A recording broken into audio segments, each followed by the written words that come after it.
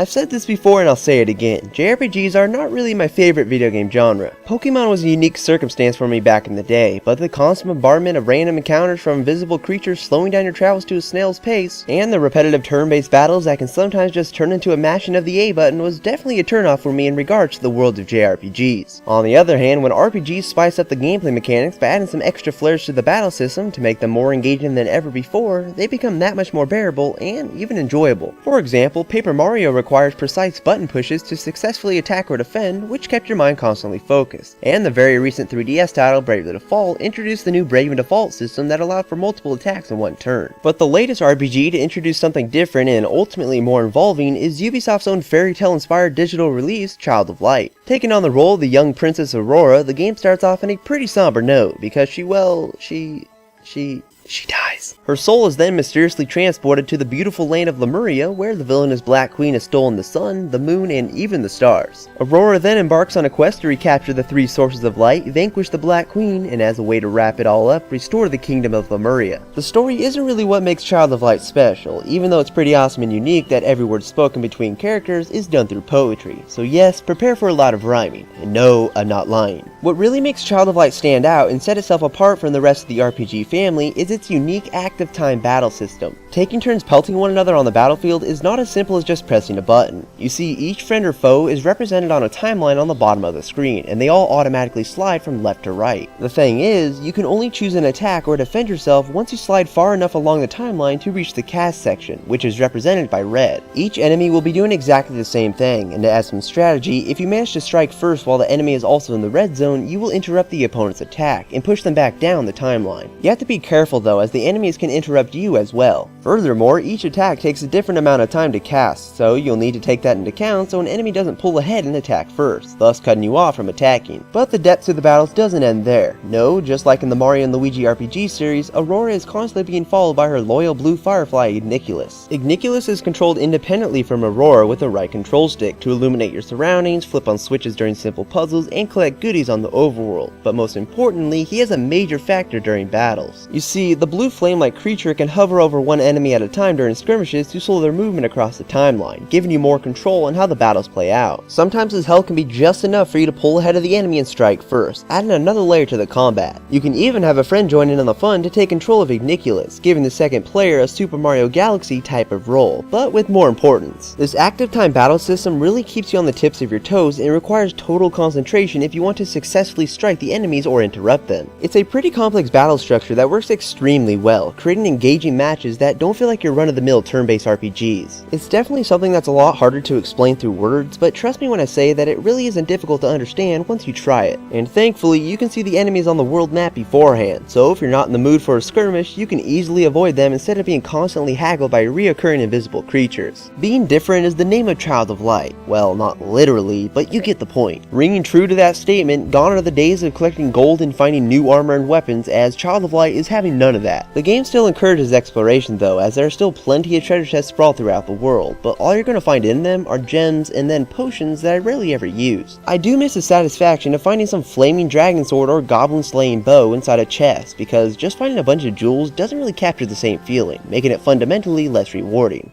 Oh look, there's a chest. Oh yeah, rough emeralds. The gems though come in a variety of different colors and sizes that can be utilized in the new Oculi system. Each kind of gem provides their own special enhancement that can be applied to each party member, such as increasing your casting speed or giving you more health. 3 gems can be attached to each character, so experimenting to find the right combinations for the right character is something for you to figure out. You can even combine different types of gems together to create new kinds, but really, there are only a handful of distinct gems. The gratification of finding and creating new gems wears pretty thin, so it would have been nice if Child of Light featured weapons, armor, and the Oculi system all together, but alas, it isn't so. Now, if you've played Rayman Legends, you know what the UbiArt game engine is capable of pulling off with fantastic hand-drawn art, and Child of Light succeeds in every respect. Literally, you're playing through a giant painting that is packed with so much detail, creating an extremely inviting and lush environment. You also get the sense that stuff isn't right in the world of Lemuria, with its moody choice of colors found on the darker side of the color palette, which, you know, makes sense since the moon, sun, and stars were taken by the Black Queen. The visuals are also accompanied by a soundtrack that's a mixture of orchestral and non-orchestral tunes, giving certain areas a nice calm ambience with the slow vibrations resonating from violins. And on the other side of the spectrum, Child of Light doesn't shy away from being upbeat, especially during battles with the pulse-pounding drums. Ubisoft did a really fantastic job creating an emotional atmosphere through its somber environments and music, and I must say, the game does have a pretty awesome title screen theme. Child of Light is definitely not the longest RPG that you'll ever play, but for the simple asking price of $15, you can't go wrong with around 10 to 15 hours of gameplay. You can stretch that even farther though, as a new game plus opens up after beating it the first time around, offering up tougher enemies to conquer. But overall, Ubisoft did a pretty phenomenal job crafting the world in Child of Light, and it's definitely a game I would recommend to Wii U owners, especially if you're a fan of RPGs. Featuring a very intricate active time battle system, Child of Light offers you battles that are much more involving for the player, which is something that can't be said for some other JRPGs. And if you're a fan of artwork, you're going to love the amount of detail put into the world of Lemuria. But one of the things that could have been improved upon in Child of Light is the oculi crafting system, because even though it works, it just felt rather lackluster compared to finding myriads of weapons and armor that the genre is known for. But overall, the GamingPixelShow.com is awarding Child of Light with a 4.5 out of 5. And if you like what you saw, please give it a thumbs up and add your favorites and all that good stuff. You can stay tuned for more video reviews, news videos, and That's on Me episodes. But I will talk to you later in the next video, guys. Bye!